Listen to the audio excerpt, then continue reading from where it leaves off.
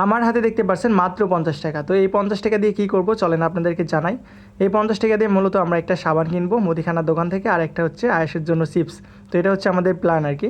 আর আয়েশের দিকে দৌড়াদৌড়ি করে বলতেছে পাপা টাকাটা আমার হাতে দাও আর কি। তো সেই টাকাটা পেয়ে অনেক বেশি খুশি। আর আমাদের মুদিখানার দোকান কিন্তু রাস্তার পাশে না ভাই, মানে বিশাল এক জঙ্গল পাড়ি দিয়ে যাইতে হয় আর কি। তো এটা হচ্ছে আমাদের মহল্লা ভিটাপাড়া। তো আমাদের গ্রাম হচ্ছে আহমেদপুর, আর আমরা যেখানে থাকি এটা হচ্ছে ভিটাপাড়া।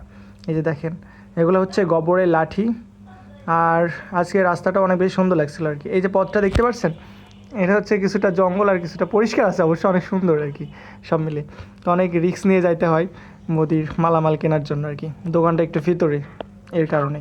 তো এই যে আয়াস আর তাজমিরা লাফালাফি করতে করতে আসছে দুইজন। এইদিকে আয়াস ফুল গাছটা দেখে অনেক বেশি খুশি আর কি। দেখেন অনেক বেশি খুশি। তো ফুলগুলো উঠাতে চাচ্ছিল, কিন্তু আমি নিষেধ করলাম যে না, ওঠানোর দরকার নাই। তো যাই হোক, এখন হচ্ছে আমরা সাবান আর চিপসটা নিব আর কি। তো এই হচ্ছে আমাদের ভিটাপাড়ার মুদির দোকান আর কি। তো ফাইনালি আমরা বাড়িতে চলে আসলাম, আর এই যে চিপস আর সাবান দুটোই হয়ে গেল আমাদের কেনা। আরও অনেক বেশি খুশি।